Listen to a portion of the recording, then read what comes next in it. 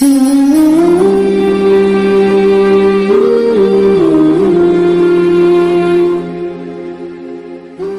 ونصلي على رسوله الكريم اما بعد فاعوذ باللہ من الشیطان الرجیم بسم اللہ الرحمن الرحیم۔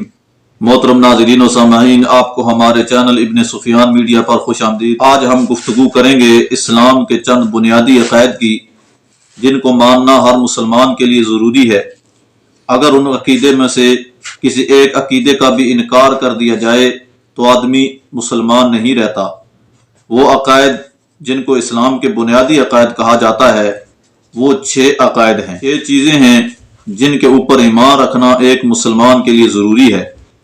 آج ہم انہی کی کچھ تفصیل آپ کے سامنے رکھیں گے۔ سب سے پہلا عقیدہ ہے اللہ تعالیٰ کے اوپر ایمان لانا، اور اس کے بعد دوسرا عقیدہ ہے تقدیر کے اوپر ایمان رکھنا، تیسرا عقیدہ ہے رسولوں کے اوپر ایمان رکھنا، چوتھا عقیدہ ہے فرشتوں کے اوپر ایمان لانا، پانچواں عقیدہ ہے آسمانی کتابوں پر ایمان لانا، اور چھٹا عقیدہ ہے آخرت کے اوپر ایمان لانا، یعنی مرنے کے بعد دوبارہ زندہ ہونے کا ایمان رکھنا، یقین رکھنا۔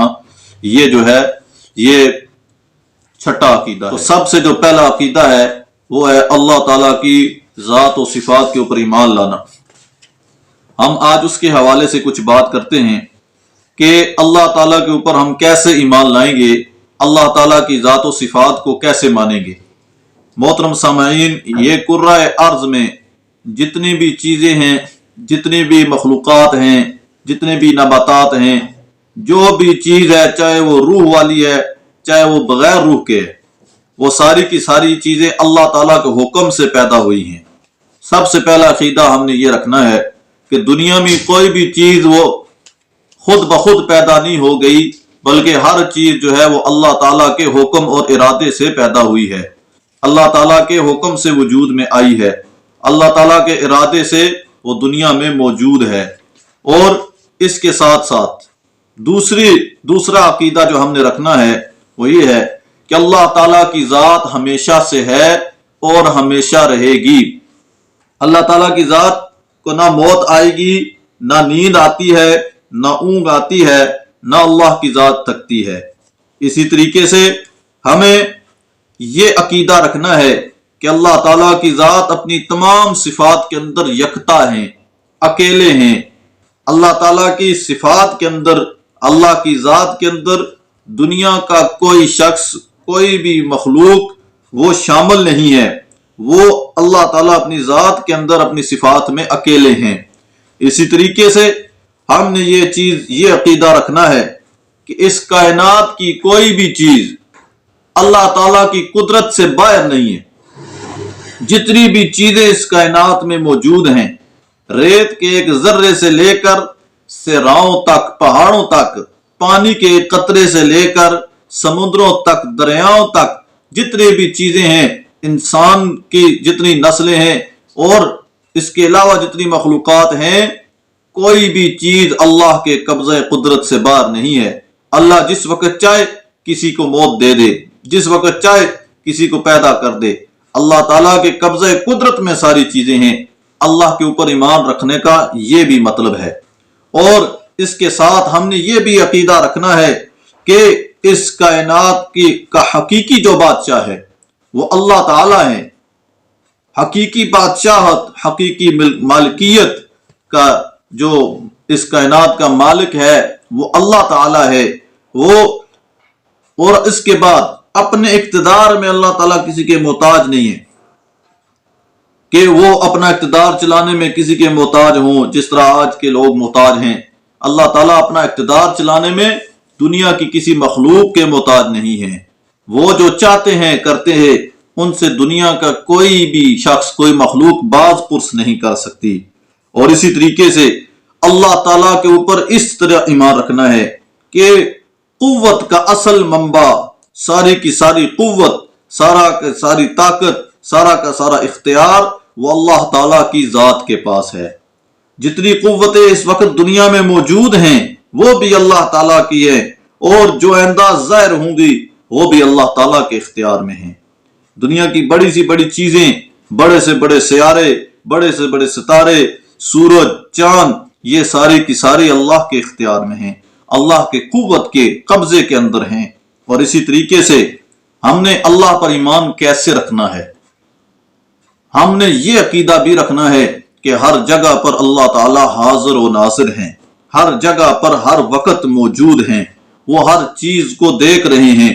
دنیا کی کوئی بھی چیز اللہ سے مخفی نہیں ہے، زمین کی تاریک تہوں میں ہو یا آسمان کی اتھاہ فضاؤں میں ہو، دنیا کی سب کے سب غیبوں کا جاننے والا میرا رب ہے۔ حتیٰ کہ انسان کے ذہن میں جو خیال پیدا ہوتا ہے، انسان جس کا عزم کرتا ہے، جو دل میں راز چھپا کے رکھتا ہے، وَهُوَ عَلِيمٌ بِذَاتِ الصُّدُورِ، میرا رب ان رازوں کو بھی جانتا ہے، میرا رب ان خیالات کو بھی جانتا ہے۔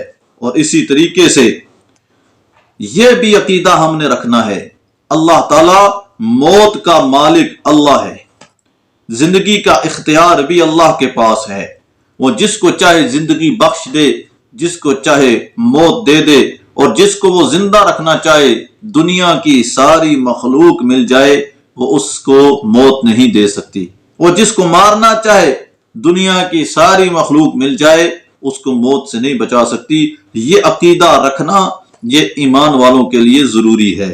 اور اسی طریقے سے یہ عقیدہ رکھنا بھی ضروری ہے کہ ہر چیز اللہ تعالی کے خزانے میں ہے، ہر چیز کا خزانہ اللہ ہی کے پاس ہے، وہ رزق اللہ کی قبضہ قدرت میں ہے، عزت اللہ کے پاس ہے، رزق کے خزانے، عزت کے خزانے، اسی طریقے سے اور اولاد کے خزانے، اسی طریقے سے علم کے خزانے، اسی طریقے سے سخاوت کے خزانے، اسی طریقے سے شجاعت بہادری کے خزانے، علم و حکمت عقل مندی کے خزانے، یہ سارے اللہ کے پاس ہیں۔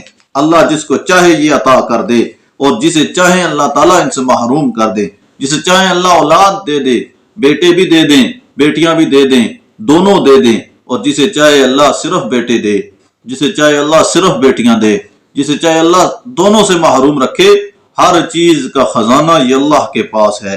اور اسی طریقے سے اللہ تعالیٰ کے اوپر ایمان رکھنے کا مطلب یہ بھی ہے کہ ہم اس چیز کا ایمان رکھیں کہ خدا ہی سب کو روزی دینے والا ہے، سب کی روزی کا بندوبست اللہ تعالیٰ کرتے ہیں، اللہ تعالیٰ ہی ہم کو روزی دیتے ہیں، مخلوقات کو روزی دیتے ہیں، سمندری مخلوقات کو روزی دیتے ہیں، فضائی مخلوقات کو، زمینی مخلوقات کو، انسانوں کو، حیوانوں کو، جنات کو، چرند پرند کو، دنیا کی ہر چیز کو روزی دینے والی ذات یہ اللہ کی ذات ہے۔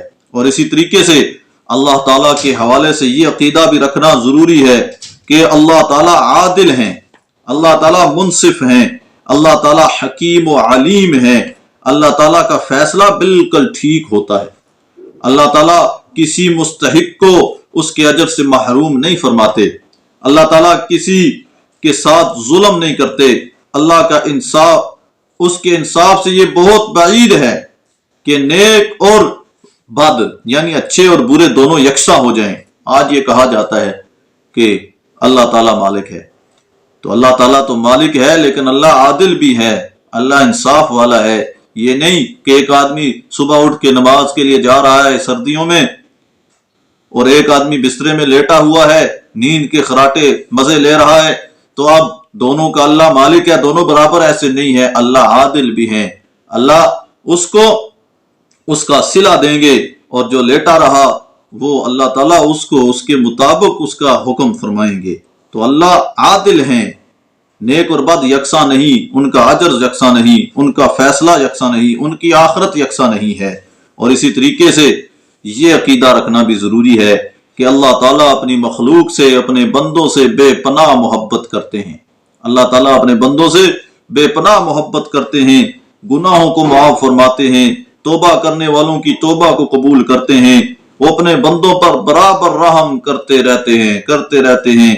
مومن کو کبھی بھی اللہ کی رحمت سے اور مغفرت سے مایوس نہیں ہونا چاہیے، یہ بھی اللہ تعالیٰ کے حوالے سے ایک مومن کے ذہن میں ہونا چاہیے۔ اور اس کے ساتھ ساتھ یہ بات بھی ذہن میں رکھی جائے کہ اللہ ہی اس کے لائق ہیں کہ اللہ تعالیٰ سے محبت کی جائے، اللہ تعالیٰ سے الفت کی جائے، اللہ تعالیٰ سے محبت ہر چیز سے زیادہ ہو، یہ بھی ایمان کے تقاضوں میں شامل ہے۔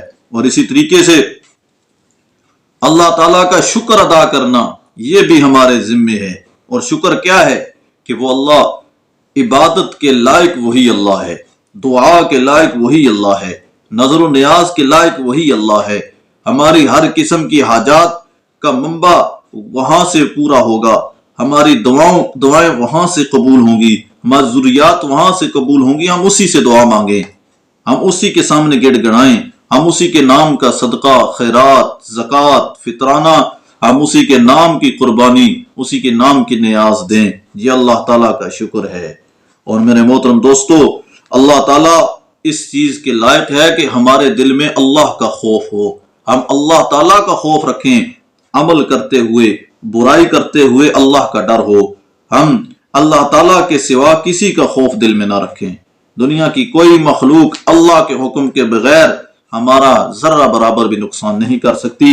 یہ عقیدہ اور نظریہ ایک مومن کا ہونا چاہیے۔ آج مومنوں کے عقائد اس قدر کمزور ہو چکے ہیں کہ وہ عاملوں سے ڈرتے ہیں، وہ ہر گلی محلے کے جادوگر سے ڈرتے ہیں۔ کیوں؟ کیونکہ عقیدہ کمزور، اللہ کے اوپر ایمان کمزور ہے۔ اور اسی طریقے سے اللہ تعالیٰ سے ہر وقت ہدایت طلب کرنی چاہیے کہ اللہ ہمیں کامل ہدایت عطا کر، ہمیں ہدایت کے اوپر زندہ رکھ، ہمیں ہدایت کے اوپر ہی موت دے۔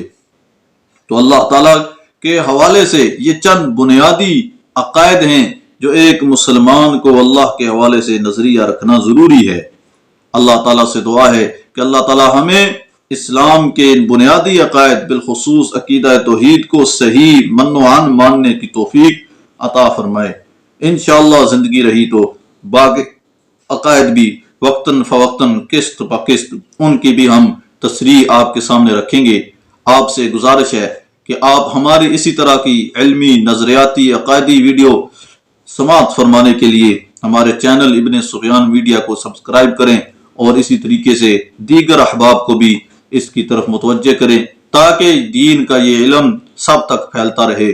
اللہ تعالی ہم سب کا حامی و ناصر ہو۔ السلام علیکم ورحمۃ اللہ وبرکاتہ۔